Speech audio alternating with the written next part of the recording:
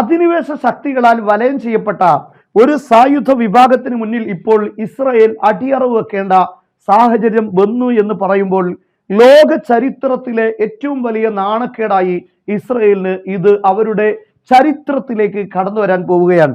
നിങ്ങൾ ചിന്തിക്കേണ്ടത്, ഇപ്പോൾ ഗസയുമായി വെടിനിർത്തൽ കരാറിലേക്ക് പോകുന്നു എന്നാണ് മനസ്സിലാകുന്നത്. സിംബറ്റിന്റെയും അതുപോലെ മൊസാദിന്റെയും തലവന്മാർ ഇപ്പോൾ ദോഹയിലാണ്. വലിയ ചർച്ച നടന്നുകൊണ്ടിരിക്കുകയാണ്. ഹമാസുമായി വെടിനിർത്തുക എന്നതാണ് ഈ ചർച്ചയുടെ പ്രധാനപ്പെട്ട ഭാഗം. എന്നാൽ ഹമാസ് മുന്നോട്ട് വെക്കുന്ന കാര്യമാവട്ടെ പൂർണ്ണമായ വെടിനിർത്തൽ മാത്രമല്ല, ഇനി തിരിച്ച് ഒരു യുദ്ധത്തിലേക്ക് കടന്നു വരിക എന്നത് ഉണ്ടാകാൻ പാടില്ല. രണ്ടാമത്തെ കാര്യം, പൂർണ്ണമായും ഇസ്രായേലിന്റെ സേന പിൻവാങ്ങിയിരിക്കണം. അതുപോലെ മൂന്നാമത്തെ കാര്യം, തെക്ക് ഭാഗത്തുള്ള മുഴുവൻ ആളുകളും പലായനം ചെയ്ത ആളുകളെല്ലാം വടക്ക് ഭാഗത്തേക്ക് തന്നെ അവർക്ക് തിരിച്ചു പോകാൻ അനുമതി വേണം, അവർക്ക് പൂർണ്ണമായ സുരക്ഷ വേണം. ഈ കാര്യങ്ങളെല്ലാം അംഗീകരിക്കുകയാണെങ്കിൽ മാത്രമേ ഞങ്ങൾ വെടിനിർത്തൽ കരാറിലേക്ക് വരികയുള്ളൂ എന്നാണ് ഹമാസ് പറഞ്ഞിരിക്കുന്നത്. ഇസ്രായേലിനെ സംബന്ധിച്ചിടത്തോളം ഇത്രയും യുദ്ധം നീണ്ടു നിന്നത് തന്നെ ഈ ഹമാസ് എന്നറിയപ്പെടുന്ന വിഭാഗം ഈ ഒരു സ്ട്രിപ്പിനുള്ളിൽ നിലനിന്നാൽ അത് ഇസ്രായേലിന് ഭീഷണിയാണ്. ഇവിടെ ആയുധങ്ങൾ വന്ന് നിറയും. ഇത് ഇസ്രായേലിന് എന്നും തലവേദനയാകും. നമുക്കറിയാം, ഒക്ടോബർ 6-നുണ്ടായ ഒരു സംഭവം ഇനി ആവർത്തിക്കാൻ പാടില്ല.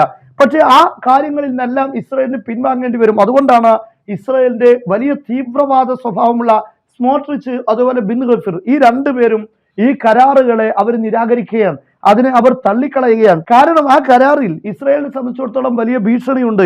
ഈ ഒരു സംഘം ഇവിടെ നിലനിൽക്കുന്നു, ടണലുകൾ നിലനിൽക്കുന്നു, ആയുധങ്ങൾ നിലനിൽക്കുന്നു, ഹമാസ് നിലനിൽക്കുന്നു എങ്കിൽ ഇസ്രായേലിന്റെ ഭാവിക്ക് അത് വലിയ പ്രശ്നമാണ്.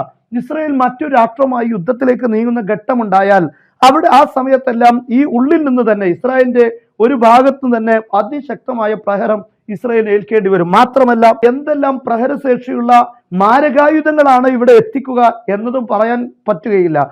അങ്ങനെയുള്ളൊരു ഘട്ടം, ഒരു സാഹചര്യം ഇവിടെ ഉള്ളത് കൊണ്ട് തന്നെ ഇവിടെ പൂർണ്ണമായും ടണലുകൾ തകർത്ത് ഹമാസിനെ ഇല്ലാതാക്കി ഇവിടെ അധിനിവേശം നടത്തുക എന്നത് ഇസ്രായേലിന്റെ പ്രധാനപ്പെട്ട ഒരു അടിസ്ഥാനപരമായ കാര്യമായിരുന്നു. എന്നാൽ ഒന്നുപോലും അവർക്ക് നേടിയെടുക്കാൻ കഴിഞ്ഞില്ല എന്ന് തന്നെയാണ് ഏറ്റവും വലിയ പരാജയം എന്ന് പറയുന്നത്. അതായത് ഈ ഒരു സായുധ സംഘത്തിന് മുന്നിൽ അടിയറവ് വെച്ച് വെടിനിർത്തുന്നു, ഞങ്ങളുടെ ഹോസ്റ്റേജിനെ തിരിച്ചു തരണം, ഞങ്ങൾ വേണ്ടതെല്ലാം ചെയ്തു കൊള്ളാം എന്ന് പറയുന്ന ഒരു തലത്തിലേക്കാണ് കാര്യം നീങ്ങിയിരിക്കുന്നത്. നിങ്ങൾ ചിന്തിക്കേണ്ടത്, ഇവിടെ നിന്ന് ഈ തെക്ക് നിന്ന് വടക്കോട്ട് 41 കിലോമീറ്റർ, ഇവിടെ 6 കിലോമീറ്റർ, ഇങ്ങനെയുള്ള ചെറിയൊരു ഏരിയയിലാണ് ഇസ്രായേൽ 1.5 വർഷമായി യുദ്ധം ചെയ്തുകൊണ്ടിരിക്കുന്നത്.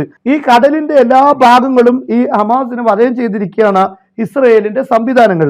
അതുപോലെ റഫ ക്രോസിംഗിൽ ഇവിടെ പൂർണ്ണമായും വളഞ്ഞിരിക്കുകയാണ്.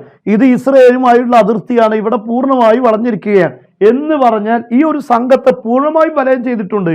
പക്ഷേ 1.5 വർഷമായി ആയുധങ്ങൾക്ക് ഒരു ക്ഷാമവുമില്ലാതെ അവർ യുദ്ധം ചെയ്തുകൊണ്ടിരിക്കുകയാണ്. മാത്രമല്ല, ഈ കരാറിൽ അവർ മുന്നോട്ട് വെച്ച ഉപാധികൾ അംഗീകരിക്കുന്നില്ല എങ്കിൽ തീർച്ചയായും കരാർ ഇല്ല എന്നവർ പ്രസ്താവിക്കുകയും ചെയ്തു.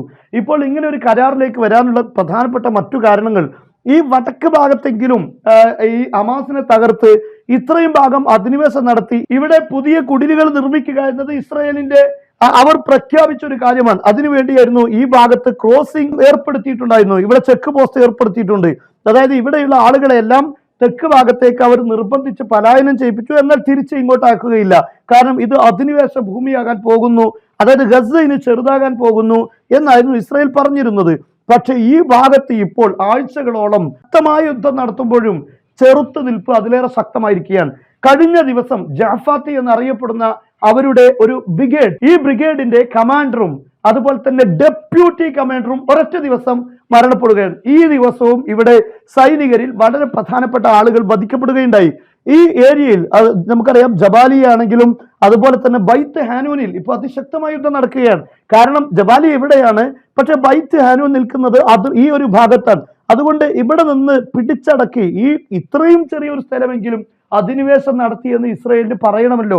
പക്ഷെ അതിന് ഒരു പിടി മണ്ണ് പോലും ഗസയിൽ നിന്ന് ലഭിച്ചില്ല എന്ന് തന്നെയാണ്. ഇത് ഏറ്റവും വലിയ പരാജയമാണ് ഇസ്രായേലിന് ഉണ്ടായത് എന്ന് പറയാനുള്ള കാരണം. എന്നാൽ ഇവിടെയൊക്കെ ഇസ്രായേലിന്റെ സൈനികർ പല ഭാഗത്തുമുണ്ട്, പക്ഷെ അവിടെയൊക്കെ തിരിച്ചടികളും ലഭിക്കുന്നുണ്ട്. എന്ന് പറഞ്ഞാൽ ചെറുത്തു നിൽപ്പില്ലാത്ത ഒരു ഭാഗവുമില്ല. അതുകൊണ്ട് അധിനിവേശം നടത്തിയ ഒരു ഭൂമി എന്ന് പറയാൻ ഇസ്രായേലിന് ഗസയുടെ ഈ സ്ട്രിപ്പിനുള്ളിൽ എവിടെയുമില്ല. അതാണ് നമ്മൾ പറഞ്ഞത് വലിയ പരാജയമെന്ന്.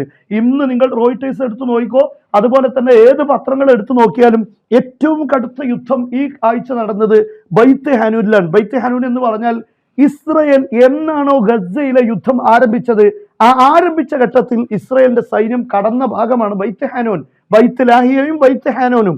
ഇവിടെയാണ് ഇപ്പോൾ യുദ്ധം നടക്കുന്നത്. എന്നാൽ ഈ ഒരു ഘട്ടത്തിൽ ഇസ്രായേലിന് മുന്നിൽ ഇനിയും നീണ്ടുപോകുന്ന ലക്ഷ്യം കാണാത്ത ഈ യുദ്ധം അത് ഇസ്രായേലിനെ ക്ഷീണിപ്പിക്കുന്നു. അവരുടെ സൈനികർ ഓരോന്നോരോന്നായി മരണപ്പെട്ടുകൊണ്ടിരിക്കുന്നു.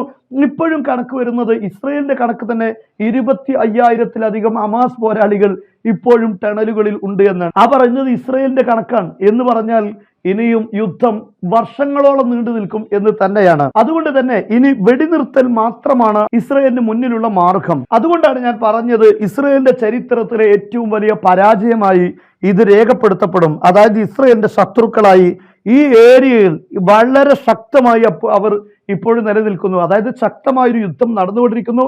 ചെറുത്തുനിൽപ്പ് 100% നടന്നുകൊണ്ടിരിക്കുന്നു.